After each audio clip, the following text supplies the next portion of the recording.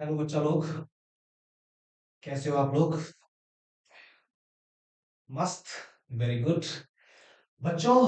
तो चलिए शुरू करते हैं नोटबुक एडुकेयर के इस प्यारे से प्लेटफॉर्म पे अपनी फिजिक्स की क्लास को। ठीक है बच्चों, मेरी क्लास यहाँ पे किस तरीके से आएगी, किस तरीके से मैं आपको यहाँ पढ़ाने वाला हूँ, मैं आपको गाइड करने वाला हूँ। ठीक है, उसके बारे में मैं आपको धीरे धीरे इन्फॉर्म करूंगा, है ना। बहुत जल्दी हम लोग +2 के स्टूडेंट्स के लिए क्रैश कोर्स लेके आएंगे, है ना। क्योंकि एज यू नो फरवरी के फर्स्ट वीक में आपका एग्जाम स्टार्ट हो जाएगा, है ना। तो किस तरह से क्रैश कोर्स अपने स्टार्ट करेंगे, किस तरह का सेशन होगा, क्या सीक्वेंस होगा, कैसे हम अपनी तैयारी को एक नेक्स्ट लेवल पे लेके जाएंगे, वो देखने वाली बात होगी, है ना। At the same time class 11th के जो स्टूडेंट होंगे, है ना, उनके लिए हम लोग क्या कर सकते हैं, किस तरीके से उनका जो बचा हुआ सिलेबस है या फ्रॉम स्क्रैच जो न्यू कोर्स होता है फॉर क्लास 11th स्टूडेंट और क्लास 12th स्टूडेंट, वो हम किस तरीके से स्टार्ट करेंगे। ठीक है, विद टाइम बच्चों सारी की सारी जो जानकारियां हैं वो यहाँ पे आपको यहाँ से कन्वे कर दी जाएगी, है ना।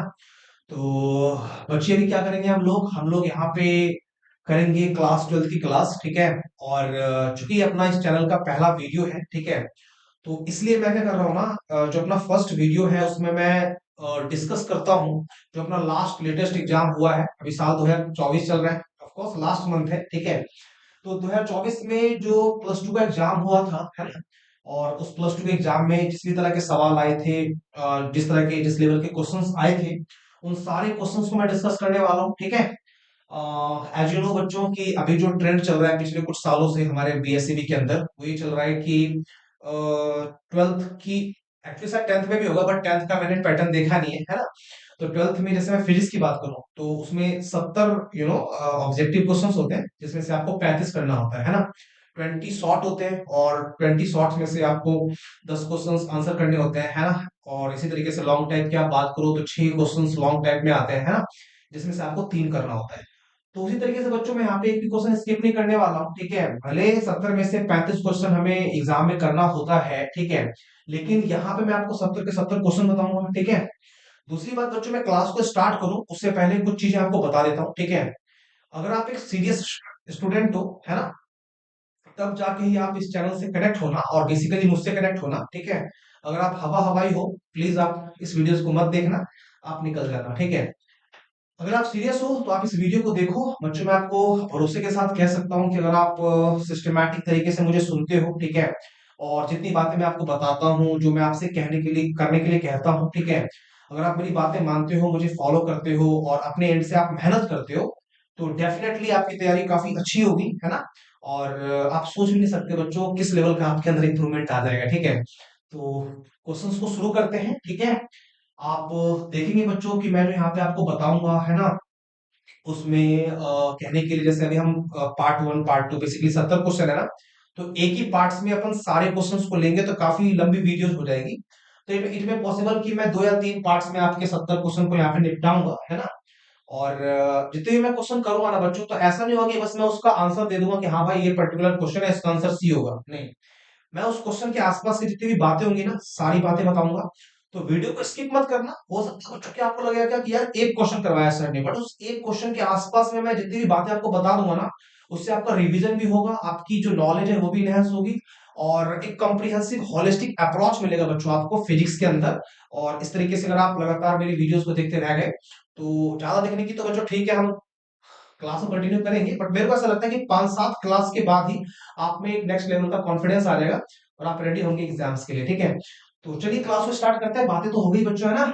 चलिए, ये सारे फेसेस आपको दिखाई दे रहे हैं, है ना, ये नाम आपकी सांसों में बसने वाला है। ठीक है, give your love and support to this channel boys and girls. Let's start the objective session of physics 2024, right. चलिए बच्चों, ये पहली स्लाइड आपको दिखाई दे रही है, ठीक है। इस पहली स्लाइड में कुछ क्वेश्चंस दिखेंगे, जैसा कि मैंने आपको बता ही दिया कि आज की क्लास में हम उन क्वेश्चंस को लेने वाले हैं जो 2024 में क्लास 12th का जो एग्जाम हुआ था। ठीक है, तो फिजिक्स में जिस भी तरह के सवाल आए थे इन सिस्टमैटिक वे हमने अरेंज कर दिया यहाँ पे, और उसी को हम यहाँ पे भी डिस्कस करेंगे। ठीक है, तो चलिए बच्चों पढ़ते हैं। पहला सवाल है ना, पहला क्वेश्चन है, संयुक्त सूक्ष्मदर्शी में प्रतिबिंब बनता है, ठीक है। इसको बेहतर होता है एग्जाम वाले ऐसे पूछ लेते हैं कि संयुक्त सूक्ष्मदर्शी में अंतिम प्रतिबिंब बनता है, क्योंकि प्रतिबिंब दो बार बनता है। आपने अगर ढंग से थ्योरी पढ़ी हो तो आपको पता होगा, ठीक है। तो संयुक्त सूक्ष्मदर्शी में प्रतिबिंब बनता है, कैसा प्रतिबिंब बनता है, ठीक है, वो देखते हैं, है ना। और जो चार ऑप्शन है यहाँ पे, वास्तविक एवं सीधा, वास्तविक एवं उल्टा, आभासी उल्टा, आभासी सीधा। अभी बहुत गंदा अप्रोच होगा, यहाँ पे रट्टा मार लो कि भाई ये आंसर होगा या जो भी आंसर होगा, मुझे भी नहीं मालूम, देखते हैं कौन सा आंसर होता है, ठीक है। ऐसे डायरेक्ट आंसर रट्टा नहीं मारना बच्चों, आपको देखना है, आपको थोड़ा सा रिकॉल करना है कि आपने क्या पढ़ रखा है। संयुक्त सूक्ष्मदर्शी के बारे में आप जानते हो कि उसके अंदर दो दो उत्तल लेंस होता है उसके अंदर एट सम डिस्टेंस। जो एक उत्तल लेंस होता है जिसका द्वारक छोटा होता है उसको हम ऑब्जेक्टिव लेंस कहते हैं।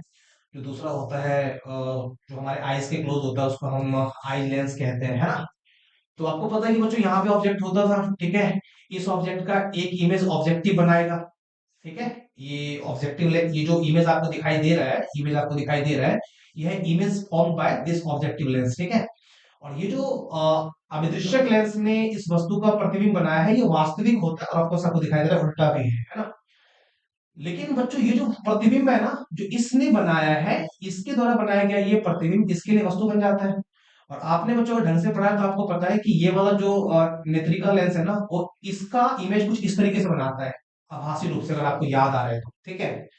तो फाइनली ये हमारा अंतिम प्रतिबिंब अब ये है कैसा, तो बच्चों वस्तु से बड़ा है, ठीक है। इन्फॉर्मेशन क्या है, वस्तु से बड़ा बनता है प्रतिबिंब, ये पहली बात हो गई, ठीक है। कैसा बनता है, तो आपको पता है लाइन को हमको पीछे बढ़ाना पड़ता है, तो पीछे बढ़ाना पड़ता तो आभासी हो गया, तो आभासी बनता है, ठीक है, आभासी बनता है। और बच्चों वस्तु हमारी ऐसे है, ठीक है, अपराइट, और ये इन्वर्टेड है तो उल्टा भी बनता है। तो आप आंसर छाट लो, कौन सा आंसर होगा इसके अंदर। वास्तविक सीधा नहीं यार, आभासी उल्टा बनता है, तो आभासी उल्टा कहाँ है, आई थिंक यहाँ पे इसका आंसर सी हो जाएगा, ठीक है। तो उम्मीद है आपको बच्चों समझ में आ रहा है कि संयुक्त सूक्ष्मदर्शी में प्रतिबिंब कैसा बनता है। ऐसे ही बच्चों पूछेगा ना आपसे कि दूरदर्शी में प्रतिबिंब कैसा बनता है, तो उसका भी एग्जैक्टली यही आंसर होगा, आभासी और उल्टा, है ना। Very good. बच्चों हम लोग लेते हैं नेक्स्ट क्वेश्चन को, ठीक है। और हमारा जो नेक्स्ट क्वेश्चन है ना, एक बार पढ़ लो उसमें क्या है। अगला क्वेश्चन है, मनुष्य के आंख की रेटिना पर किसी वस्तु का बना प्रतिबिंब कैसा होता है ना। बच्चों आंख पे बना प्रतिबिंब कैसा होता है, आप बताओ जो लोग जानते हैं, ठीक है। आंख पे बना प्रतिबिंब जो होता है वो वास्तविक होता है, राइट, और उल्टा होता है, ठीक है। वास्तविक होता है, उल्टा होता है, आपको याद आएगा इस तरीके से आइज बनाया था हमने, है ना। यहाँ पे एक लेंस थी, ये प्रिंसिपल एक्सिस था, ये ऑब्जेक्ट था, है ना, लाइट जा रही थी, इस तरीके से यहाँ पे इंटरसेक्ट हो रही थी और एक इमेज बना था, ठीक है। ध्यान रख सकते हैं आप लोग, मनुष्य की आंख की रेटिना में बना प्रतिबिंब कैसा होता है, वास्तविक होता है और उल्टा होता है, ठीक है। तो इसका आंसर ये हो गया। उम्मीद है बच्चों जो बता रहा हूँ आपकी समझ में आ रहा है, ठीक है। बाकी आप इस क्लासेस को यहाँ से अटेंड करो, और क्लासेस को देखने के बाद आपको कैसा लगा वीडियो में जरूर बताना। और एट द सेम टाइम अगर आपको कुछ महसूस होता है, आप चाहते हो कि हमारी क्लास में जो भी इम्प्रूवमेंट होनी चाहिए, या अगर कोई चाहते हैं आपकी कि मैं अपनी क्लास में इस चीज को ऐड ऑन करूँ या आपको इस तरीके से पढ़ाऊं, ठीक है, तो आप जरूर बताएं, आपके सारे कमेंट का वेलकम करूंगा मैं। और जो भी डुएबल होगा मैं जरूर करूंगा अपनी साइड से, ठीक है। चलिए, तो ये दो क्वेश्चन हो गए, चलते हैं अगली स्लाइड पे। बच्चों नेक्स्ट क्वेश्चन है, उत्तल लेंस का व्यवहार किया जाता है ना। आपने पढ़ा होगा कि दृष्टि दोष चार प्रकार के होते हैं, है ना, जो ह्यूमन आइज में डिफेक्ट आ जाता है। निकट दृष्टि दोष, मायोपिया बोलते हैं उसको, नियर साइटेडनेस, ठीक है। दूर दृष्टि दोष, जरा दृष्टि दोष, और अबिंदुता, ठीक है। तो पूछा है कि उत्तल लेंस का व्यवहार किया जाता है। अब देखो यार, उत्तल लेंस का व्यवहार कहाँ करते हैं, तो उत्तल लेंस का जो व्यवहार है ना वो दूर दृष्टि दोष में किया जाता है ना। ये आपको याद भी होगा, बेसिक सा क्वेश्चन है, क्लास 10 से पढ़ते आ रहे हैं। तो दूर मतलब ही दीर्घ दृष्टि दोष, ठीक है। तो उत्तल लेंस का व्यवहार किया जाता है दूर दृष्टि दोष में या दीर्घ दृष्टि दोष में।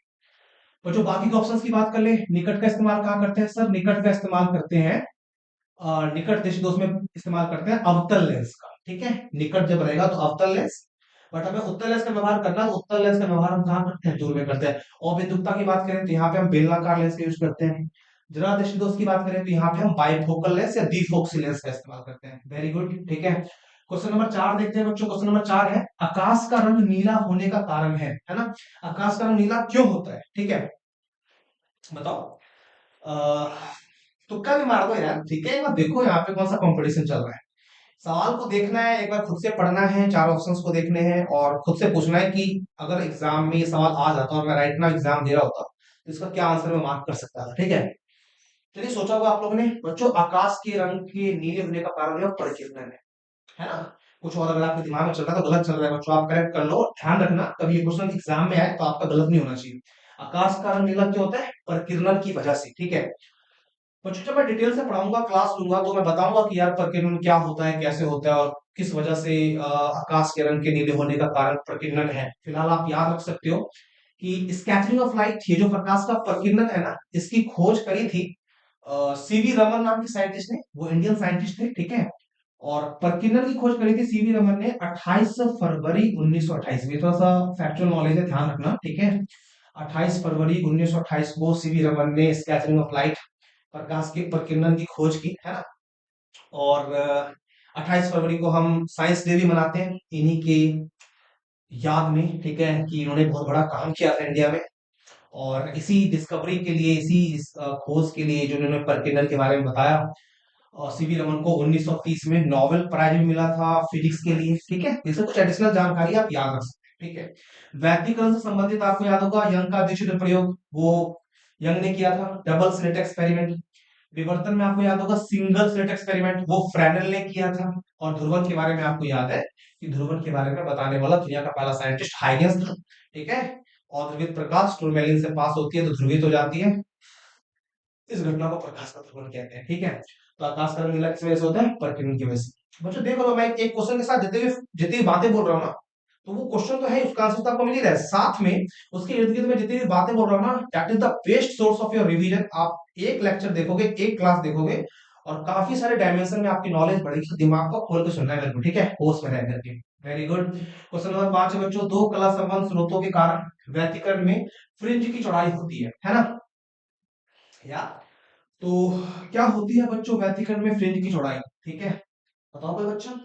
आपको पता है फ्रिंज की चौड़ाई का जो सर फॉर्मूला होता है ना, वो होता है D lambda upon D. Clear है? D lambda upon D.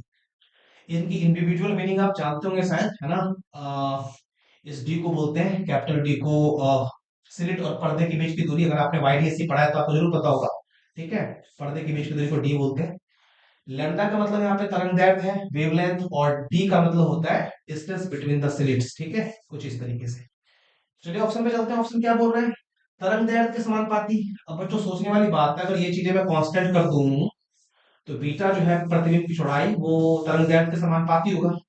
तो पहला ऑप्शन तो सही लग रहा है, लेकिन मार्क कर दे क्या? बिल्कुल नहीं, आप सारे ऑप्शन को पढ़ लेना, हीरो नहीं बने कोई यहाँ पे, ठीक है। दूसरा क्वेश्चन है तरंगदैर्घ्य की व्युत्क्रमानुपाती। बड़ी गलत बात है यार, तरंगदैर्घ्य ऊपर है तो व्युत्क्रमानुपाती कैसे हो सकता है? तो ये तो होगा नहीं। तरंगदैर्घ्य के वर्ग के व्युत्क्रम समानुपाती वर्ग नहीं यार, लैम्डा है, लैम्डा का स्क्वायर नहीं है, तो ये भी नहीं हो सकता। तरंगदैर्घ्य के वर्ग के बिल्कुल नहीं, तो इसका आंसर क्या हो जाएगा? तीन। तरंगदैर्घ्य के समानुपाती, ठीक है। फ्रिंज की चौड़ाई वेवलेंथ के डायरेक्टली प्रोपोर्शनल होता है, ठीक है। ओके, चलते हैं बच्चों अगली स्लाइड में, and let's see some other question, ठीक है। क्वेश्चन नंबर 6 पढ़ो आप लोग। हम्म, तो क्वेश्चन नंबर 6 है, एक वर्णी प्रकाश के, मोनोक्रोमेटिक लाइट, है ना, एक वर्णी प्रकाश के दो स्रोत कला संबद्ध कहे जाते हैं जब उनकी, हम्म बच्चों आपने कोहेरेंट सोर्स का नाम सुना होगा कि वाईडीएससी में अपने पास दो सोर्स होने चाहिए और दोनों कला संबद्ध होने चाहिए, तब जाकर के इंटरफेरेंस होता है, ठीक है। तो एक वर्णी प्रकाश में जो कला संबद्ध की बात, कला संबद्ध स्रोत की बात होती है, वो कब होते हैं कला संबद्ध स्रोत? दो स्रोत को हम कला संबद्ध स्रोत कब कहते हैं? तो बच्चों ध्यान रखना, जैसे एक स्रोत ये है, एक स्रोत ये है ना। समझाने के लिए बोल रहा हूँ मैं, ध्यान रखना यार, है ना। इस स्रोत से लाइट निकल रही है 4 बजे के आसपास, इससे निकल रही है 4:15 के आसपास। ऐसे लाइट को आप कभी भी कोहेरेंट नहीं बोलते। कोहेरेंट का मतलब होता है दोनों जगहों से लाइट एक टाइम पे निकली हो, एक टाइम पे निकली हो, एंड दोनों समान कला में हो, दोनों का फेज सेम हो। तो जब कला समान होगी ना, जब दो चीजें समान कला में होगी तो उसको हम बोलेंगे ये कला संबद्ध स्रोत है। तो कला संबद्ध कब कह जाएंगे? तीव्रता समान हो, बिल्कुल नहीं। आयाम समान हो, नहीं। कलाएं समान हो, बिल्कुल यार, कला समान होनी चाहिए। जब कला समान होगी तो स्रोत कला संबद्ध होंगे, है ना। क्लास सीरियस लग रही है बच्चों, तमीज से पढ़े, ठीक है। देखो, अगर आप ढंग के स्टूडेंट हो, ठीक है, तो अपना फोकस रखोगे अपनी पढ़ाई पे, और छोटी छोटी बातों में अगर आपका फोकस हटेगा तो दिक्कत है ना, दिक्कत, बिल्कुल दिक्कत है। तो उम्मीद है कि आप एक अच्छे स्टूडेंट हो, और आपका फोकस हटेगा नहीं, आप सिस्टमैटिक तरीके से मेरे को सुनोगे, और जितनी बातें मैं आपको यहाँ बता रहा हूँ उसको आप समझने का प्रयास करोगे, ठीक है। चलिए, क्या हो गया बच्चों यहाँ पे? इसको हटा देते हैं यहाँ से। अब बच्चों किस क्वेश्चन पे चलेंगे हम लोग? ठीक है, एक सेकंड में। ठीक है, इसके बाद वाला जो पेज है उसमें कुछ प्रॉब्लम आ गई है, तो उसको मैं देख लूंगा अगले वीडियो में। ठीक है, क्वेश्चन नंबर 10 से यहाँ पे स्टार्ट हो रहा है, मतलब पीछे 4 क्वेश्चन रह गए हैं। तो आप चिंता नहीं करना बच्चों, यहाँ पे आप यहाँ से ध्यान दो, मैं देखूंगा, होगा तो दूसरी क्लास में मैं इसके पीछे वाला जो क्वेश्चन है उसको ले लूंगा। ठीक है, तो यहाँ से कंटिन्यू करते हैं। नेक्स्ट क्वेश्चन है बच्चों, क्या क्वेश्चन है? दस दशमलव अंक पद्धति में, ठीक है, कोई संख्या है 27। ठीक है, 27। 27 के बारे में बोला जा रहा है कि यार जो 27 संख्या है ना, इसका द्विआधारी में, बाइनरी में इक्विवेलेंट क्या होगा? ठीक है, वो आपको यहाँ पे बताना है। तो आप कैसे बताओगे बच्चों, वो देख लो आप। ठीक है, ध्यान देना। देखो, देखो यार, मैं यहाँ पे एक क्वेश्चन करवाऊंगा और मेरे को ऐसा लगता है कि अगर मैंने 27 का बता दिया ना, तो कोई भी नंबर अगर आपसे पूछेगा तो उसको आप बाइनरी में कन्वर्ट कर लोगे। ठीक है, तो कैसे करना है, आप क्या करोगे बच्चों, आप पहले 27 को जल्द से लिख लो यहाँ पे। ठीक है, लिख दिया। उसके बाद ऐसे करके आप दो लकीरें बना लो। ठीक है, कर लिया आपने। अब क्या करना है बच्चों, इसको दो से कंटिन्यूअसली डिवाइड करते चले जाना, और जो शेषफल आएगा उसको बगल में लिखते चले जाना। कैसे दिखाता हूँ मैं, दो से, और किसी नंबर से डिवाइड नहीं करना। दो से, दो से क्या करोगे आप, तो आपको सर दो को अगर हम 13 बार करते हैं, 13 दूनी 26, तो कितना रिमाइंडर बचता है? एक, तो आप एक यहाँ लिख दोगे। ऐसे करते हैं। ठीक है, दो को 13, दो का फाड़ा 13 13 बार, या देख लो यार, दो एकम दो, दो तिया 6, तो 17 7 है यहाँ पे, तो रिमाइंडर एक हो जाएगा। फिर ऐसे कर देना। ठीक है, फिर दो से डिवाइड कर दो, दो से, तो कितनी बार में जाएगा? दो सत्ते 14, ज्यादा नहीं लेना, कम लेना है। दो छीक 12, कितना रिमाइंडर रह गया? एक, तो यहाँ पे एक लिख देंगे, है ना। उसके बाद बच्चों फिर दो से कर दो, दो तिया 6, पूरा लग गया, कुछ भी शेषफल नहीं बचा। तो शेषफल कुछ नहीं बचा, मतलब जीरो, जीरो लिख देंगे। ठीक है, फिर दो से कर दो, दो एकम दो, ये दो दूनी 4, तो 3 से बड़ा हो जाएगा, तो छोटा हो या बराबर हो, बड़ा नहीं करना है। तो दो एकम दो, लेकिन 3 है, शेषफल कितना बचा? एक। अब बच्चों यहाँ पे आके आप कंफ्यूज होंगे, मैं क्या कर रहा हूँ, फिर से दो से डिवाइड करूंगा, लेकिन आप कहोगे सर दो से कैसे डिवाइड कर सकते हैं? तो ऐसे कर सकते हैं, दो जीरो है जीरो, लेकिन है तो एक, एक रिमाइंडर बच गया। देखो कंफ्यूज नहीं होना है, यहाँ पे दोबारा बता देता हूँ, आप देखना। बेसिकली चल क्या रहा है ना, इसका इससे मल्टीप्लाई करने के बाद रिमाइंडर जोड़ता हूँ तो ऊपर वाली संख्या मिलती है। 13 दूनी 26 और एक 27। ठीक है, दो छिक 12 और एक 13, दो तिया 6 और जीरो 6, समझ रहे? उसी प्रकार दो जीरो, दो गुने जीरो जीरो, और प्लस एक एक। तो लास्ट में ना ये वाली लाइन आप याद भी रख सकते हो कि जब एक आ जाएगा ना, एक आ जाएगा, तो दो से डिवाइड करना है, तो हम कैसे करेंगे? तो यहाँ पे दो है अपना, ठीक है, दो है। अब एक तो छोटा है ना ऑलरेडी, तो यहाँ पे जीरो से करेंगे, तो दो गुने जीरो, है ना, दो गुने जीरो, बट दो गुने जीरो जीरो होता है, बट हमारे पास तो एक था, रिमाइंडर एक ही हो जाएगा। ठीक है, कोई दिक्कत नहीं है बच्चों, ध्यान से आप लोग सब समझ में आएगा आपको। ठीक है, इस तरीके से हमने कर दिया। अब क्या करना है, यहां से हम उल्टा ले लेंगे। उल्टा, उल्टा मतलब पहला क्या है? One, one, zero, one, one, यानी कि 27 जो अपना एक डेसिमल नंबर है, इसका जो इक्विवेलेंट बाइनरी नंबर होगा, ऊपर से नहीं बच्चों, ऑलवेज रिमेंबर नीचे से लेना है। तो क्या लेना है हमें बताओ? वन। ठीक है, फिर वन, फिर जीरो, फिर वन, वन। अच्छा, जब मैं बाइनरी नंबर का डिटेल क्लास लूंगा, तो वहां पे आपको काफी सारी बातें बताऊंगा। अभी फिलहाल आप ऐसे ही याद रखो, ये अपना बाइनरी नंबर है। कई बार यहाँ पे हम यहाँ पे दो लगा देते हैं प्यार से, और इसको ना अलग अलग पढ़ते हैं। पढ़ते कैसे? ऐसे नहीं पढ़ते ना 11,000 फलाना फलाना, पढ़ना एक एक, जीरो एक एक। ऑप्शन मिला हो कहाँ पे ऐसा ऑप्शन? ठीक है, तो देख सकते हैं बच्चों आप लोग, ऐसा एक ही ऑप्शन है, राइट। एक एक जीरो एक एक, है ना, एक एक जीरो एक एक, इसका ये आंसर हो जाएगा। ठीक है, उम्मीद है बच्चों मैं आपको ये समझा पाया। ठीक है, और आपकी समझ में भी आ गया। अगर आपकी समझ में नहीं आया तो आप वीडियो को थोड़ा दोबारा देख लो एक बार, एंड आई होप अगर आपने ध्यान दिया तो आपको समझ में आ ही गया होगा, और अगर नहीं आया दोबारा देखो, डेफिनेटली समझ जाओगे। ठीक है, मैं यहाँ पे आपको एसडब्ल्यू दे देता हूँ कि अगर यही सवाल दोबारा पूछा जाए आपसे, ठीक है, तो आप कैसे करिए, उतार लेना बच्चों वीडियो को पॉज करके। ठीक है, तो क्वेश्चन ये है बच्चों, जैसे 27 का पूछा, अगर मान लो आपसे पूछ लेता है कि 31 का बाइनरी नंबर क्या हो, तो आप क्या करते हो? एक सवाल और कर दूं मैं? चलो वेरी गुड, एक सवाल मैं यहाँ पे और कर देता हूँ, ठीक है, ताकि आप बेहतरीन तरीके से समझ पाए, है ना। देखो आप, देखो जैसे मान लो कि एग्जाम में आ गया 31 आ गया, ठीक है, 31, 31 को बाइनरी में कन्वर्ट करें द्विआधारी संख्या में, बताएं कि इसका समतुल्य क्या होगा। ठीक है, तो वही वही कहानी जैसे हमने पहले किया था, दो से करो, कंटिन्यूअसली दो से करना। आप ज्यादा हीरो मत बन जाना कि 3 और 5 से करने लग जाओ, दो से करना है, ठीक है, दो से करना है।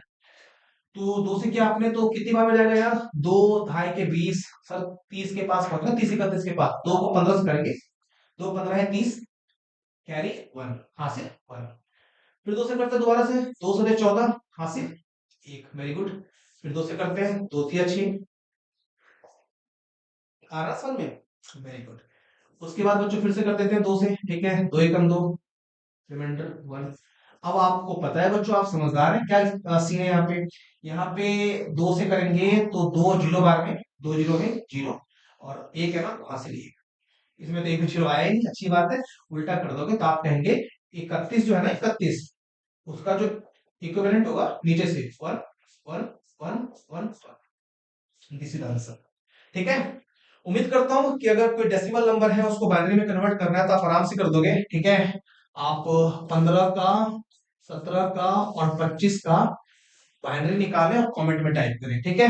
वेरी नाइस बच्चों, आगे बढ़ते हैं क्वेश्चन नंबर 11 की ओर, ठीक है।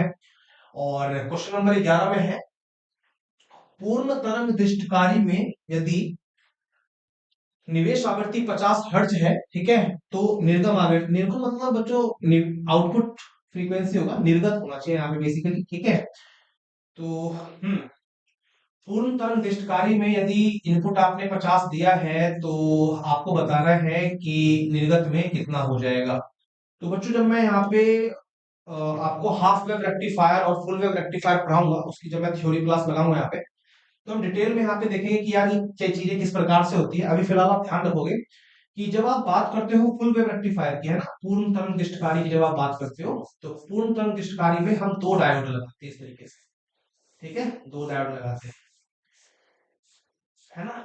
यहाँ से जो करंट जा रही है, डायोड आप में सीखेंगे, मे भी शायद आगे क्वेश्चन भी है कि डायोड का इस्तेमाल रेक्टिफायर के रूप में किया जाता है ना। डायोड का इस्तेमाल किस रूप में किया जाता है, rectifier. Diode PN junction diode का इस्तेमाल रेक्टिफायर के रूप में किया जाता है। रेक्टिफायर को हिंदी में दृष्टकारी कहते हैं, ठीक है।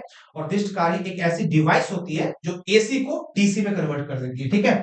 वैसे युक्ति यंत्र जो दृष्ट धारा को प्रत्यावर्ती धारा में बदल देता है, सॉरी, जो एसी को डीसी का दिष्ट करने वाला, जो प्रत्यावर्ती धारा को दिष्ट धारा में बदल देता है, क्या कहलाता है, दिष्टकारी कहलाता है। और दिष्टकारी को ही इंग्लिश में रेक्टिफायर कहते हैं, ठीक है।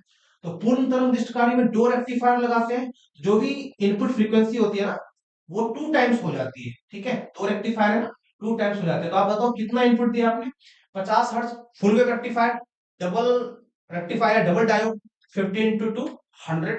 सिंगल करते, जैसे मैं मान लो बच्चों यहाँ पे रेक्टिफायर नहीं लगाता, यहीं पे लगाता डायोड, ये वाला पूरा ब्लैंक छोड़ देता। कैसे, थोड़ा दिखाता हूं मैं, देखो आप, या जैसे मान लो मैंने ऐसे किया होता, सपोज सपोज मैंने ऐसे किया होता, ठीक है।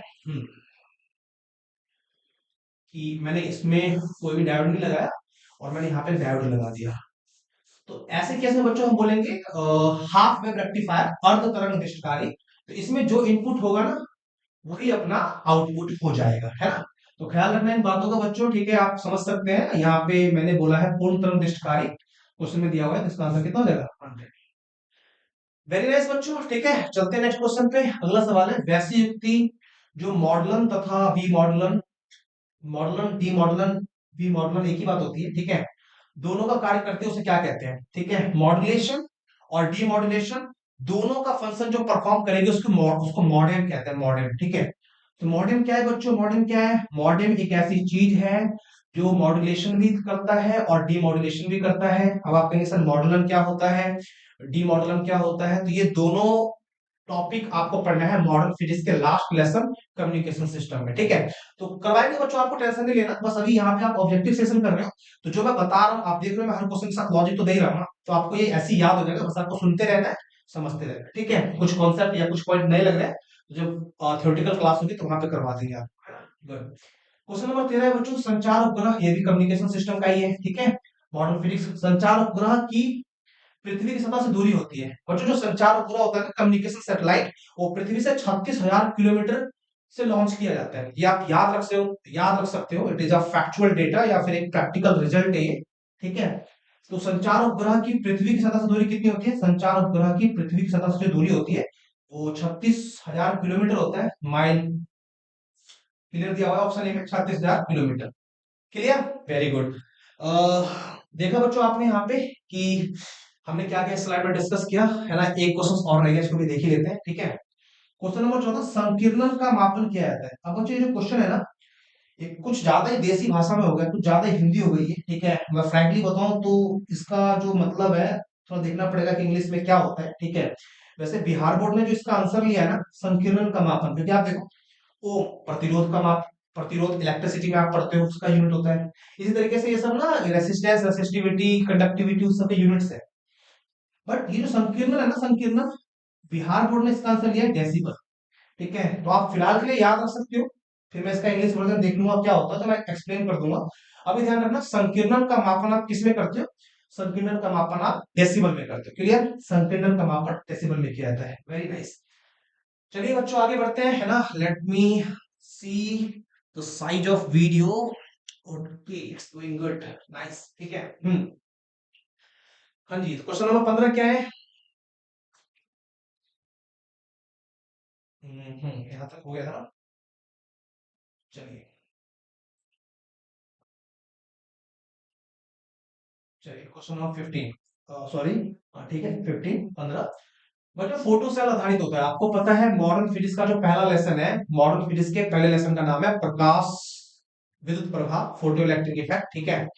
और जब आप फोटो इलेक्ट्रिक इफेक्ट पढ़ेंगे तो आप पढ़ेंगे वहां पे कि फोटो इलेक्ट्रिक इफेक्ट के बारे में बताने वाला दुनिया का पहला साइंटिस्ट कौन था? हर्ट्ज था, ठीक है।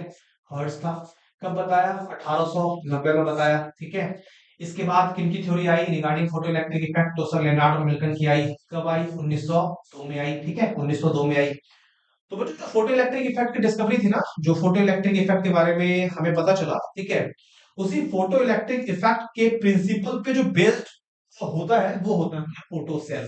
तो ध्यान रखें आप, अगर आपसे पूछा जाता है कि फोटो सेल आधारित होता है किस पे, धारक रासायनिक प्रभाव पे, all other vulgar option direct आपको दिखाई दे रहा है प्रकाश विद्युत प्रभाव पे, तो इसका आंसर क्या होगा? फोटो सेल जो है, फोटो सेल, दैट मींस या ऑफ कोर्स फोटो सेल, ये फोटो इलेक्ट्रिक इफेक्ट पे बेस्ड होता है। फोटो इलेक्ट्रिक इफेक्ट मतलब प्रकाश विद्युत प्रभाव, तो है ना।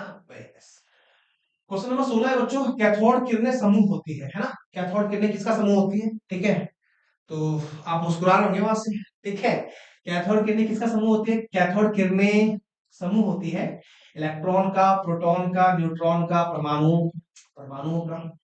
बच्चे सारे के सारे कुछ भी मैंने ट्विस्ट नहीं किया, डिट्टो उठा के डाल दिया जो आपके 2024 वाले बोर्ड एग्जाम में आया, ठीक है। कुछ भी छेड़ूंगा नहीं मैं, ऑप्शन हो या क्वेश्चन हो कॉमा चांद बिंदु सहित मैं यहाँ पे आपको दे दूंगा और वही आपके सामने एक्जेक्टली डिस्कस करूंगा मैं, ठीक है।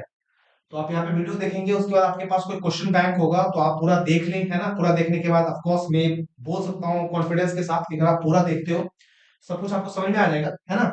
और फिर आप जब क्वेश्चन बैंक से जाके खुद से स्कैन करोगे तो क्वेश्चन पढ़ोगे, आंसर आपके दिमाग में तुरंत स्ट्राइक करेगा। और खाली क्वेश्चन स्ट्राइक नहीं करेगा, उसके आसपास मैंने जितनी भी बातें बताई है किसी क्वेश्चन में वो सब आपको आपके ध्यान में आएगा, ठीक है। तो कैथोड किरणें समूह होती है, आप सबको पता होगा कैथोड किरणें समूह होती है इलेक्ट्रॉन का, है ना, इलेक्ट्रॉन का।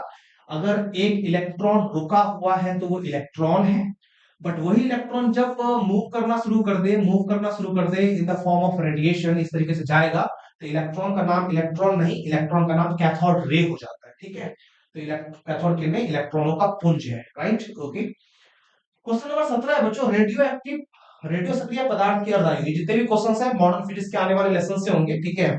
जैसे मैं बताऊं रेडियो सक्रिय पदार्थ, ये आपको द न्यूक्लियस में पढ़ना है, ठीक है। The nucleus is name of chapter after atomic structure, third lesson of modern physics, ठीक है। तो वहां पे दिखाएंगे आपको, ओके। यहाँ पे आप देखो रेडियो सक्रिय पदार्थ की अर्धायु, फिलहाल आपको ध्यान रखना है रेडियो एक्टिव पदार्थ की जो अर्धायु होती है, हाफ लाइफ, जो हाफ लाइफ होती है of a radio active sample वो होता है log 2 upon lambda. You can remember this, याद रख सकते हो आप लोग, ठीक है, कि रेडियो सक्रिय पदार्थ की जो अर्ध आयु होती है वो ये होती है, बट ऐसा एक भी ऑप्शन आपको दिखाई तो दे नहीं ना, कोई बात नहीं सर। log 2 का जो मान होता है ना वो होता है 0.6932, log 2 की वैल्यू आप ध्यान रख सकते हो, बटे कितना? लेमडा। तो ये हो गया आपका अर्धायु, ठीक है, अर्धायु। अब मिलाओ, ये दिखाई दे रहा है? कभी नहीं होगा सर ये 10, हाँ, तो एक ही ऑप्शन है सी, यही हमारा आंसर है, ठीक है। रेडियोस्पेस पदार्थ की अर्धायु कितनी होती है? 0.6931 एंड अपॉन लेमडा, ठीक है।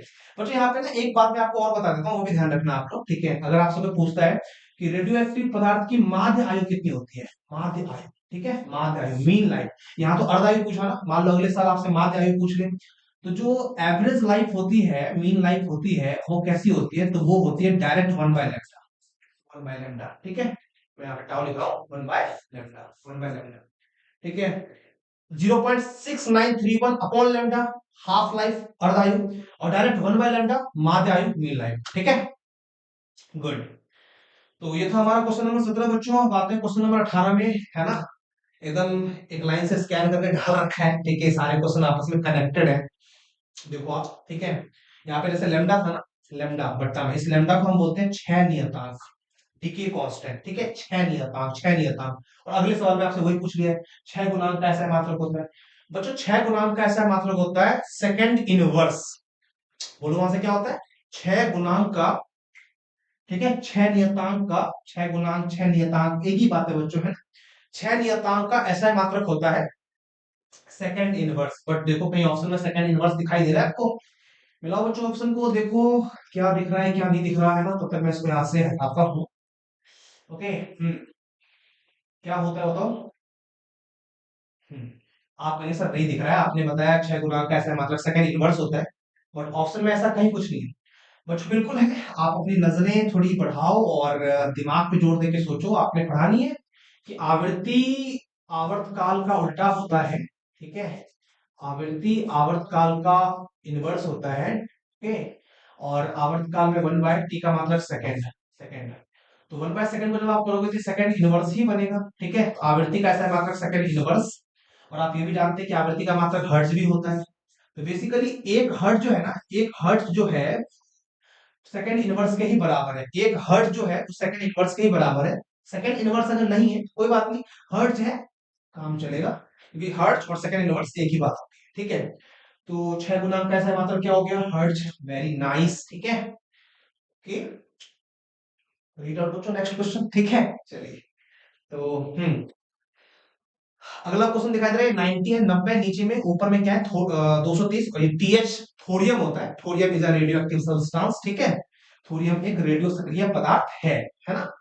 तो इसमें पूछा क्या है बच्चों, एक बार देख लो आप, ठीक है। उसके बाद मैं देखता हूँ कि कैसे इसको अप्रोच करना है, इसमें कौन सी एडिशनल बातें हैं जो आप याद रख सकते हो, है ना। हाँ जी। तो आते हैं क्वेश्चन नंबर 19 पे। थोरियम के एक परमाणु में न्यूट्रॉनों की संख्या होगी, ठीक है। अब बच्चों आपको पता है कि अगर आप किसी भी एटम को यहाँ लिखते हो, रिप्रेजेंट करते हो, ठीक है, तो कैसे लिखते हो आप लोग? यहाँ पे होता है नीचे जेड। जेड का मतलब होता है एटॉमिक नंबर, परमाणु संख्या, ठीक है। सर परमाणु संख्या का मतलब क्या होता है? परमाणु संख्या का मतलब होता है नाभिक में उपस्थित प्रोटॉनों की संख्या, ठीक है। तो ये प्रोटॉनों की संख्या हो गया। उसके बाद यहाँ पे लिखा होता है बच्चों मास नंबर, द्रव्यमान संख्या, ठीक है। मास नंबर का मतलब क्या होता है? मास नंबर का मतलब होता है number of proton plus number of neutron, यानी कि प्रोटॉन की संख्या और न्यूट्रॉन की संख्या को साथ में उनका जो सम होता है उसको द्रव्यमान संख्या बोलते हैं। और ये जो है ये क्या है? ये है प्रोटॉन की संख्या, प्रोटॉन की संख्या, क्लियर है। तो आप देखो यहीं से निकाल सकते हो आप लोग, बच्चों 90 जो है ना, 90 ये है प्रोटॉन की संख्या, है ना। यानी कि थोरियम के न्यूक्लियस में कितने प्रोटॉन है? 90। थोरियम के न्यूक्लियस में प्रोटॉन न्यूट्रॉन का जो कॉम्बिनेशन है दोनों मिला के कितने हैं? 230। तो आप कहेंगे सर 230 का मतलब है प्रोटॉन प्लस न्यूट्रॉन, है ना। Proton plus neutron. आपसे बोला न्यूट्रॉनों की संख्या। ऑब्वियसली बच्चों का प्रोटॉन 90 है और प्रोटॉन और न्यूट्रॉन मिला करके थोरियम के अंदर 230 है, तो आप मुझे बताओ क्या आप न्यूट्रॉन की संख्या नहीं बता सकते? बोलो यार। ऑफ कोर्स बता सकते हैं सर, प्रोटॉन की वैल्यू यहाँ पे 90 दी हुई है, 90 पुट करेंगे, प्लस में था उस तरफ भेजेंगे माइनस में, 230 में से 90 जाएगा तो आई थिंक 140 आएगा। अब होता है जोड़ बनते हैं ना, ठीक है, घटाना है आपको। हाँ जी। तो थोरियम के एक परमाणु में न्यूट्रॉनों की संख्या होती है 140, और कैसे होती है तो मैंने यहाँ से निकाल दिया, ठीक है। इसी प्रकार मान लो बहुत ही हलवल लल्लू लेवल क्वेश्चन पूछ लूं मैं आपसे कि सोडियम है, ठीक है। ये सोडियम छोड़िए, बहुत आसान हो जाएगा, ठीक है। यूरेनियम, यहाँ पे लिखा मैंने 92, यहाँ पे लिखा मैंने 235। यू कैन अंडरस्टैंड ये 92 क्या है सर? एटॉमिक नंबर, प्रोटॉनों की संख्या। ये 235 क्या है sir? Mass number, number of proton plus number of neutron. तो अगर मैं यहाँ पर पूछता हूँ कि यार न्यूट्रॉनों की संख्या बताओ यूरेनियम के नाभिक में कितनी होगी, तो आंसर क्या आएगा? You can answer in comment box, ठीक है। आगे बढ़ते हैं। तो इस स्लाइड के भी सारे सवाल खत्म होते हैं बच्चों, एक बार रिकॉल कर लेना। फोटो सेल बेस्ड होता है प्रकाश विद्युत प्रभाव पे, ठीक है। कैथोड किरणें, cathode rays are combination of electrons, ठीक है। रेडियो सक्रिय पदार्थ की अर्धायु ये होती है। मैंने यहाँ पे आपको औसत आयु भी बताया था, माध्य आयु 1/लैम्डा, जहाँ पे लैम्डा डिके कांस्टेंट होता है, 6 नियतांक होता है जिसकी यूनिट सेकंड इनवर्स होती है, बट यहाँ पे वो नहीं था तो हमने क्या कहा, hertz and rest, you know that, है ना। आगे बढ़ते हैं, चलते हैं बच्चों नेक्स्ट क्वेश्चन पे, राइट। अगर आपको लगता है कि आप 19 सवाल करके थोड़ा थक गए हो, क्योंकि आपको नहीं थकना चाहिए, तो आप पानी पी लो, ठीक है, मेरे लिए भी निकाल दो, मैं भी पी लूंगा, है ना। And then after we will attack on this question, ठीक है। चलिए, okay, let's see, question number 20 है बच्चों, पीएन संधि डायोड का उपयोग करते हैं, कैसे करते हैं, देखो बच्चों, पीएन संधि डायोड आप semiconductor device and logic gate, जो मॉडर्न फिजिक्स का अपना प्यारा सा लेसन है, वहां पे आप पढ़ेंगे, ठीक है। एंड काफी खूबसूरती के साथ डिटेल में पढ़ाऊंगा मैं आपको, बने रहना है आपको यहाँ पे, है ना। बट फिलहाल हम ऑब्जेक्टिव क्वेश्चन डिस्कस कर रहे हैं, तो यहाँ पे मैं जो आपको एडिशनल जानकारियां दूंगा, जो बातें आपको ध्यान में रखनी है, उसको आप सीखेंगी, ठीक है। तो पीएन संधि डायोड, शायद मैंने इससे पहले जो मैं हाफ वेव रेक्टिफायर और फुल वेव रेक्टिफायर पढ़ा रहा था, इससे पहले वाले 4-5 क्वेश्चन पहले, वहां पर थोड़ा बहुत डिस्कस किया था मैंने। याद रखना बच्चों, डायोड जो है ना, डायोड का यूज करते हैं रेक्टिफायर, ठीक है। PN junction diode is used as rectifier, ठीक है। रेक्टिफायर को ही हम हिंदी में कहते हैं दिष्टकारी। दिष्टकारी क्या होती है सर, रेक्टिफायर क्या होता है, रेक्टिफायर कह लो इंग्लिश में, या फिर दिष्टकारी कह लो हिंदी में, ये वो डिवाइस होती है ना, जो एसी को डीसी में कन्वर्ट करता है। दिष्टकारी, दिष्ट करने वाला, कैसे करता है थ्योरी पढ़ेंगे समझ में आ जाएगा। तो एसी को डीसी कर देने वाली जो डिवाइस है, दैट इज दिष्टकारी, रेक्टिफायर। और पीएन संधि डायोड का उपयोग हम इसी की तरह करते हैं, प्रवर्धक के रूप में नहीं, मॉड्यूलेटर के रूप में नहीं, क्लियर दिखाई दे रहा है सर ऑप्शन नंबर डी, दिष्टकारी की तरह, है ना, वेरी नाइस। तो दिष्टकारी के रूप में हम लोग पीएन संधि डायोड का यूज करते हैं। बच्चों जो प्रवर्धक है, प्रवर्धक को हम इंग्लिश में बोलते हैं एम्पलीफायर, ठीक है, एम्पलीफायर प्रवर्धक, प्रवर्धक एम्पलीफायर, एम्पलीफायर क्या करता है, एम्पलीफायर क्या करता है, एम्पलीफायर किसी चीज को एम्पलीफाई कर देता है, मतलब उसकी इंटेंसिटी वगैरह को बढ़ा देता है, ठीक है। तो प्रवर्धक की तरह यूज करते हैं ट्रांजिस्टर का, ट्रांजिस्टर, ठीक है, ट्रांजिस्टर जो चीज है ना, transistor is utilised as amplifier, ठीक है। किसी क्वेश्चन क्वेश्चन में मान लो, जैसे अगले साल एग्जाम में आ गया कि ट्रांजिस्टर का उपयोग किस रूप में करते हैं, और ये चार ऑप्शन तुम्हारे सामने हो, तो वहां पे आप दिष्टकारी नहीं मारेंगे। ट्रांजिस्टर का उपयोग कैसे करते हैं, प्रवर्धक के रूप में, बट पीएन संधि डायोड का यूज कैसे करते हैं, ठीक है, वेरी नाइस। आगे बढ़ते हैं बच्चों, क्वेश्चन नंबर 21 आपके सामने है। एंड 21 में देखो क्या बोल रहे हैं, निवेशी वोल्टेज या धारा को बढ़ाने वाला यंत्र, अभी मैं ऊपर ही समझा के आया हूँ कि इंटेंसिटी को हाई कर देने वाला जो डिवाइस है, उसको हम एम्पलीफायर कहते हैं, हिंदी में प्रवर्धक। तो बताओ कौन सा ऑप्शन होगा, of course you can answer प्रवर्धक। वैल्यू को बढ़ा देने वाली जो डिवाइस है ना, एम्पलीफाई कर देने वाली जो डिवाइस है, दैट इज एम्पलीफायर, हिंदी में प्रवर्धक बोलते हैं। और ट्रांजिस्टर को हम प्रवर्धक के रूप में काम में ले सकते हैं, तो आप जानते हो इसका आंसर प्रवर्धक हो जाएगा, ठीक है। नाइस बच्चों, है ना। देखो क्वेश्चन नंबर 22।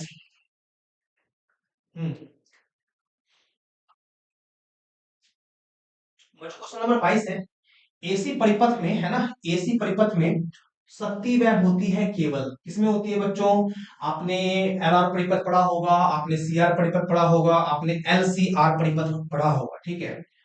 तो जब बच्चों आप बात करते हो एसी परिपथ में शक्ति वह कहाँ कहाँ होती है, तो आपको पता है प्रेरकत्व जो है ना, इसमें एक इमेजिनरी रेसिस्टेंस होता है, जिसको हम रिएक्टेंस कहते हैं, प्रतिघात कहते हैं, और वो एक्सेल होता है, और एक्सेल से इंडिकेट करते हैं जो प्रेरकत्व के अंदर प्रतिरोध आता है, जिसकी वैल्यू ओमेगा एल के बराबर होती है ना। जब आप सी सर्किट की बात करते हो धारित्र की, इसमें जो प्रतिरोध की तरह काम करने वाली चीज होती है, उसको हम एक्सिस से इंडिकेट करते हैं, और एक्सी बराबर 1/ओमेगा सी। बट एक्चुअली में बच्चों सर्किट का रेसिस्टेंस तो ये होता है, और रेसिस्टेंस में एनर्जी वगैरह डिसिपेट होती है, ऊर्जा का क्षय होता है, ठीक है। बच्चों देखो बेसिकली आप याद रखो, ऊर्जा का क्षय नहीं होता, ठीक है, कहीं आप सोच रहे हो कि ऊर्जा का क्षय हो रहा है, ऊर्जा का क्षय होगा, और जो अमाउंट ऑफ एनर्जी डिसिपेट होगी ना, वो हीट एनर्जी में कन्वर्ट हो जाएगी, तो हमारे लिए तो क्षय ही हो गया ना, क्योंकि हीट का तो कोई काम होता नहीं सर्किट में। तो कहाँ पे व्यय होता है बेटा, प्रतिरोध में होता है, ध्यान रखोगे आप लोग। एसी परिपथ में शक्ति का व्यय कहाँ होता है, एसी परिपथ में शक्ति का व्यय होता है कहाँ पे, शक्ति का, ऊर्जा का, है ना, इस सब जो डिके होता है प्रतिरोध में होता है, very nice. Let's see question number 23, है ना, ध्यान से पढ़ो। एंड उम्मीद करता हूँ कि हमारे जो इंटेलिजेंट स्टूडेंट हैं उनको इसका आंसर याद भी होगा, है ना। यस, क्वेश्चन पढ़ लो यार, क्या है हमारा क्वेश्चन, राइट। हम्म सर पेन बदल ले क्या, बड़ी देर से रेड रेड चल रहा है, व्हाइट कर लें? हाँ चलो व्हाइट भी चलेगा है। चलिए क्वेश्चन नंबर है, विद्युत धारा का समीकरण, बेटा ये एक नहीं है, ये आई है, इसको आई कर लेना। करंट का सिंबल क्या होता है, आई होता है। आई बराबर 0.6 साइन 100 पाई टी से निरूपित किया जाता है। प्रत्यावर्ती धारा की आवृत्ति आपसे पूछा जा रहा है, कैसे करेंगे बच्चों इसको, बताओ मेरे को। आप कहेंगे सर आई बराबर जो होता है ना, वो होता है I naught sine omega T. This is the very basic equation of alternating current. अगर आपको ये नहीं आता तो आपने ढंग से पढ़ाई नहीं की, इसका मतलब तो मेहनत करो आप, ठीक है। आई बराबर आई जीरो साइन ओमेगा टी, है ना, ये हम जानते हैं, बट क्वेश्चन में क्या दिया हुआ है, क्वेश्चन में दिया हुआ है आई बराबर 0.6, ठीक है, sine and what you can say 100 pi T, ये तो दिया हुआ है, ये दिया हुआ है सर। हमसे आवृत्ति पूछे, आवृत्ति पूछा, हाँ हमसे आवृत्ति पूछे, ठीक है। तो आवृत्ति पूछे, हम आवृत्ति बता देंगे, बट और भी चीजें हम कैसे बताते हैं वो देख लो आप। अब बच्चों यहाँ पे कंपेयर कर लेना, आई की जगह पे आई है, कोई दिक्कत नहीं है सर। साइन की जगह पे, साइन की जगह पे, है ना, साइन की जगह पे, फिर से रेड पकड़ लिया सर आपने, ठीक है, साइन की जगह पे साइन है, ठीक है। टी की जगह पे टी है। अब रेस्ट जो है वो जहां सेट हो रहा है कर दो। आई नॉट की जगह पे कौन है सर, आई नॉट की जगह पे 0.6 है, और आपको पता है आई नॉट को हम पीक वैल्यू ऑफ करंट, धारा का शिखर मान बोलते हैं। तो अगर कोई बोलेगा कि इस इक्वेशन के अकॉर्डिंग अगर हम चले और हमसे पूछा जाए कि प्रत्यावर्ती धारा का शिखर मान क्या होगा, पीक वैल्यू मैक्सिमम वैल्यू क्या होगा, तो उसका आंसर होगा 0.6, शिखर मान, है ना, शिखर मान, वेरी नाइस। अच्छा अब हम चलते हैं आवृत्ति की ओर, जो इस क्वेश्चन में पूछा भी है हमसे। आप बताओ अगर टी की जगह पे टी ले गया, साइन की जगह पे साइन है, तो ओमेगा की जगह पे कौन है, आप नहीं सर ओमेगा की जगह पे 100 पाई है। कंपेयर करने से पता चला कि ओमेगा बेसिकली, सॉरी, ओमेगा जो है यहाँ पे कितना दिया हुआ है, ओमेगा जो है यहाँ पे 100, 100 पाई दिया हुआ है, 100 पाई, 100 पाई, गुड, 100 पाई दिख रहा है ना क्वेश्चन में। Sign omega T, sign omega T, तो टी तो है ही, ओमेगा की जगह पे कौन है, 100 पाई, ठीक है। अब आप सारे लोग जानते होंगे कि यार ओमेगा के कई सारे इक्वेशंस होते हैं, ओमेगा बराबर थीटा बाय टी भी होता है, ओमेगा बराबर वी बटे आर भी होता है, ठीक है, ओमेगा बराबर टी 2 पाई बाय टी भी होता है, ओमेगा बराबर 2 पाई फ्रीक्वेंसी भी होता है। डेफिनेटली जहां भी आप लोग ऑफलाइन क्लास कर रहे हो और जिस भी मेथड में आपने पीछे तैयारी की है, अगर आप थोड़ा ढंग से पढ़े होंगे तो इन चार इक्वेशन से आप जरूर गुजरे होंगे, ठीक है। ध्यान रखना, हमें तो फ्रीक्वेंसी चाहिए ना, तो हम इन तीन को ऑप्ट नहीं करेंगे, हम फ्रीक्वेंसी वाली इक्वेशन चुनेंगे। ओमेगा बराबर 2 पाई एफ होता है, तो हम ओमेगा को लिख देंगे 2 पाई एफ, ठीक है, बराबर कितना, बराबर जो है वो 100 पाई, ठीक है। अब पाई से पाई तो कैंसिल हो गया, 2 एफ बराबर कितना, 100, तो यू नो दैट एफ बराबर कितना, तो उधर ले जाके काट दो, 100/2, दैट मीन्स कितना, 50, एंड दुनिया जानती है आवृत्ति का मात्रक हर्ट्ज होता है, तो क्या हो जाएगा इसका आंसर। और बच्चों ये ना घरेलू परिपथ में जो एसी होता है, ठीक है, घरेलू सर्किट में उसकी आवृत्ति भी 50 हर्ट्ज ही होती है, तो आप इसको ध्यान रख सकते हैं कि हमारे घरों में जो प्रत्यावर्ती धारा बह रही है ना, उसकी आवृत्ति कितनी, 50 हर्ट्ज, ठीक है। ओके, है ना। क्वेश्चन नंबर 24 देखो यार, सिंपल सा क्वेश्चन है, क्वेश्चन नंबर 24 है, विद्युत लेपन में व्यवहार आने वाली धारा होती है। बच्चों इसको भी आप थोड़ा ध्यान में रखना कि इलेक्ट्रिक जो अपना क्या बोलते हैं कवरिंग होता है ना, उसमें जो हम करंट को यूज करते हैं, that current is nothing but the AC, ठीक है। तो विद्युत लेपन में किस करंट का व्यवहार किया जाता है, विद्युत लेपन में एसी का व्यवहार करते हैं, है ना, नाइस, गुड। तो यहां से बच्चों हमारा 24 क्वेश्चन कंप्लीट होता है। Let's attack on the next slide, ठीक है, क्वेश्चन नंबर 25, ठीक है। क्वेश्चन नंबर 25 क्या है बच्चों, वीडियो की जो साइज है, ठीक है बच्चों, इसको खत्म कर सकते हैं हम लोग, कर लेते हैं, क्या बोलते हो, निपटा दें इसको। जी सर, एटलीस्ट इस स्लाइड को तो निपटा ही सकते हैं, है ना। क्वेश्चन नंबर 25 है कि वस्तु से बड़ा आभासी प्रतिबिंब बनता है। बच्चों इसका आंसर आप याद रखना, वस्तु से बड़ा आभासी प्रतिबिंब दो जगहों पे बनता है।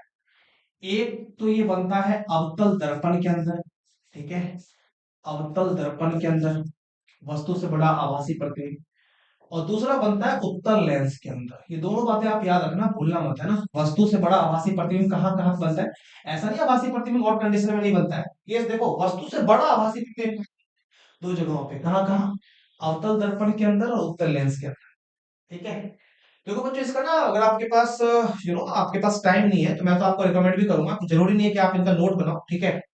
वीडियो को ध्यान से देखो, ठीक है, जहां पे मैं कुछ लिख रहा हूँ और आपको लग रहा है कि ये पॉइंट काम का है, स्क्रीनशॉट लो और मोबाइल में उसका एक फोल्डर बना लो, ठीक है, और सुबह उठ के एक बार उसको देख लिया करो। तो वीडियो तो देखा ही है आपने, सब कुछ दिमाग में है आपके, एक बार देख लोगे तो वो वैसे रिवाइज हो जाएगा, ठीक है। ये लाल पेन ब्लू से नोट मत बनाना, जिंदगी बेकार हो जाती है बनाते बनाते, ठीक है। चलो, वस्तु से बड़ा आभासी प्रतिबिंब कहाँ का बनता है? अवतल दर्पण उत्तल लेंस, तो ऑप्शन बना लो, पहला ही अवतल दर्पण, ठीक है। बाकी चेक कर लेते हैं, समतल दर्पण नहीं यार, समतल दर्पण ही उत्तल लेंस में बनता है, अवतल लेंस नहीं, तो एक ही है ना, अवतल दर्पण। इन दो में बनता है, एक ही ऑप्शन में दिया हुआ है, तो ठीक है, अवतल दर्पण में बनता है, ठीक है। क्वेश्चन नंबर 26, बच्चों क्वेश्चन नंबर 26 है, संपर्क में रखे दो लेंसों की क्षमता क्रमशः P1 तथा P2 है, तो समतुल्य लेंस की क्षमता होगी, ठीक है। आपको पता है, आपने पढ़ा था कि अगर दो लेंस कांटेक्ट में रखे हो तो इनकी जो समतुल्य फोकस दूरी होती है वो होती है 1/f1 + 1/f2। और भी इसमें पॉइंट्स हैं, बट अगर मैं सारे पॉइंट में आप इंक्लूड करने लगूंगा तो वीडियो काफी लंबी खिंच जाएगी बच्चों, ऐसा रेस्ट्रिक्टेड रहता है अपने क्वेश्चन के अंदर, ठीक है। अब आप जानते हैं कि फोकस दूरी का इनवर्स तो पावर होता है, तो अगर ये समतुल्य की फोकस दूरी है तो ये समतुल्य का पावर होगा P। ये पहले की फोकस, तो पहले का पावर P1, दूसरे का पावर P2, तो आप आंसर देखो क्या होगा। संपर्क में रखे दो लेंसों की क्षमता क्रमशः P1 और P2 हो, समतुल्य लेंस की क्षमता होती है, बट्टा में कभी जिंदगी में नहीं होगा भाई, इंटू भी नहीं होना। वेरी नाइस, उम्मीद है यार आ गया होगा आपको, ठीक है। क्वेश्चन नंबर 27, किस रंग का तरंग दैर्ध्य सबसे कम होता है, ठीक है, किस रंग का तरंग दैर्ध्य सबसे कम होता है? आप इस सवाल को कर सकते हैं, बिकॉज ये दुनिया का सबसे हलवा क्वेश्चन है, ये लिख लेना आप, मैं मिटा रहा हूं यहाँ से, ठीक है। हाँ, तो किस रंग का तरंग दैर्ध्य सबसे कम होता है? बच्चों सबसे कम तरंग दैर्ध्य होता है, बताओ, सबसे कम तरंग दैर्ध्य होता है बैगनी का, ठीक है, वायलेट, है ना, वायलेट का जो वेवलेंथ होता है वो सबसे कम होता है। और सबसे ज्यादा जो तरंग दैर्ध्य होता है वो होता है रेड का, लाल का, ठीक है, इसको आप ध्यान रख सकते हो फिलहाल के लिए। बाकी आने वाली क्लासेस में मैं आपको बताऊंगा इलेक्ट्रोमैग्नेटिक वेव के बारे में, 7 तरह की इलेक्ट्रोमैग्नेटिक वेव होती है। अपना जो ये रेडियो वेव होता है उसका वेवलेंथ सबसे ज्यादा होता है, वगैरह वगैरह, फिलहाल के लिए याद रखो। सबसे कम तरंग दैर्ध्य किसका होता है? तो बैगनी का होता है, अगर सबसे ज्यादा पूछा होता तो हम लाल मार्क करते, फिलहाल यहाँ पे बैगनी आंसर है, ठीक है। क्वेश्चन नंबर 28, बच्चों ये बड़ा कंट्रोवर्शियल टाइप का आंसर है, मेरे को ऐसा लगता है, बिकॉज इंद्रधनुष का जो निर्माण होता है ना, उसमें तीन चीजें होती है, प्रकाश का वट विक्षेपण भी होता है ना, डिस्पर्शन ऑफ लाइट, उसमें अपवर्तन भी होता है, उसमें पूर्ण आंतरिक परावर्तन भी होता है। तो यहाँ पे बच्चों कहाँ गया यार क्वेश्चन, ठीक है, इंद्रधनुष का निर्माण होता है, विवर्तन देंगे नहीं, प्रकीर्णन देंगे नहीं, वर्ण विक्षेपण दे सकते हैं, अपवर्तन दे सकते हैं। इसका आंसर तो दोनों ही दे सकते हैं, बट अगर आपको ऑप्ट करना हो तो यहाँ पे आप वर्ण विक्षेपण देना। बाकी किसी किसी बुक में अपवर्तन भी दिया रहता है, ठीक है, तो अपना देख लेना बिहार बोर्ड क्या आंसर मार्क करती है। वैसे इंद्रधनुष के निर्माण में तीन प्रोसेस शामिल होते हैं, तीन घटनाएं साथ में घटित होती है। एक प्रकाश का वर्ण विक्षेपण होता है, ठीक है, दूसरा मैं बोलूं प्रकाश का अपवर्तन होता है, और प्रकाश का पूर्ण आंतरिक परावर्तन होता है। तो मेन तो यहाँ पे डिस्पर्सन ऑफ लाइट है, उसी वजह से आपका रेनबो फॉर्मेशन होता है, तो आपने वर्ण विक्षेपण यहाँ पे मार्क किया है, ठीक है। Question number 29, mu naught epsilon not पर पावर 1/2 का मान होता है, बच्चों आप याद करो, मैंने आपको इलेक्ट्रोमैग्नेटिक वेव में पढ़ाया था, ठीक है, right, we have studied in electromagnetic wave, उसकी जो बच्चों कंप्लीट वीडियो आएगी बहुत जल्दी हम लेके आएंगे, ठीक है। तो वहां पे मैं आपको सिखाऊंगा कि यार इलेक्ट्रोमैग्नेटिक वेव में ना एक इक्वेशन होती है, velocity of electromagnetic wave is equal to 1/√μ0/एप्सिलॉन। इसकी न्यूमेरिकल वैल्यू होती है 3 × 10⁸ ऑफ कोर्स, ठीक है। अब आपको पता है कि ये चीज क्या है बच्चों, 1/1 सेकेंड, है ना, ये जो चीज है, 1 बाय म्यू नॉट इस ये मैं अगर रूट अंडर हटा देता हूँ तो आपको पता ही हो जाएगा, μ0 ε0 पर पावर 1/2, क्लियर, सॉरी 1/2 बोल रहा हूँ, सॉरी बच्चों, पर पावर 1/2। और जब ये चीज ऊपर जाएगी ना तो आपको पता है ये चीज ऊपर जाके क्या हो जाएगा, μ0 ε0 पर पावर 1/2। ये आपको आना चाहिए, आप जानते होंगे कि रूट अंडर एक्स का मतलब होता है एक्स पर पावर 1/2। तो ये बेसिक बात है, अगर आपको नहीं आती और आप इस क्लास में हो तो दिक्कत है ना, बेसिक तो आना ही चाहिए आपको। यही चीज जब ऊपर जाएगा तो इसी तरीके से दिखाई देगा, और ये जो है प्रकाश का वेग है जिसका मान 3 × 10⁸ होता है। तो ऑप्शन जो है सेंटीमीटर पर सेकेंड है ना, कन्वर्ट कर लेते हैं, क्या दिक्कत है, देखो 3 × 10⁸ मीटर पर सेकेंड, लेकिन ऑप्शन में सेंटीमीटर पर सेकेंड है, तो मीटर पर सेकंड आपको पता है, मीटर की जगह पे अगर मैं सेंटीमीटर लिखूंगा, मीटर की जगह पे मेरे को 100 सेंटीमीटर लेना पड़ेगा। मीटर को हटाया, मीटर के बाद में ऑफकोर्स एक छुपा होगा ना, एक मीटर, एक से कोई फर्क पड़ता नहीं है, तो मैंने मीटर को हटाया, लिख दिया 100 सेंटीमीटर, और मीटर को हटा के मैंने सेंटीमीटर लिख दिया, बट्टा वाला तो वैसे ही देगा। कितना हो गया? 3 10 टू पावर 8 ये है, और 100 का मतलब 10 पावर 2, 8 और 2 10 पावर सेंटीमीटर पर सेकंड। कहाँ है ये? बी में है। तो चलिए बच्चों, आई थिंक कि दिस इज सफिशिएंट। पहले वीडियो में हमने इतना क्वेश्चन किया, ठीक है। वो जो 4-5 एक स्लाइड में जो 2-3 क्वेश्चन मिस हो गए थे, ठीक है, मैं देखूंगा, और अगला जो मैं पार्ट 2 लेके आऊंगा इसी ऑब्जेक्टिव सीरीज में, है ना, वहां पे उन क्वेश्चंस को मैं मर्ज कर दूंगा और बता दूंगा आपको, ठीक है। तो ठीक है बच्चों, इतना ही रखते हैं क्लास, ठीक है। क्लास कैसी लगी आप जरूर बताना, और साथ में आपकी जो सुझाव है, आप जो सोचते हो, है ना, कि हम अपने क्लास को कैसे बेटर से बेटर कर सकते हैं, ठीक है, उसके बारे में आप अपना ओपिनियन जरूर देना। बाकी बच्चों मन लगा के पढ़ो, एग्जाम नजदीक है, ठीक है। बहुत जल्दी हम लोग इस चैनल में पूरा फ्लो में आ जाएंगे, और एक सिस्टमैटिक जो अपना कोर्स है उसको भी लॉन्च करेंगे, और सिस्टमैटिक तरीके से अपनी प्रिपरेशन को आगे कंटिन्यू करेंगे, है ना। Thank you so much, bye bye.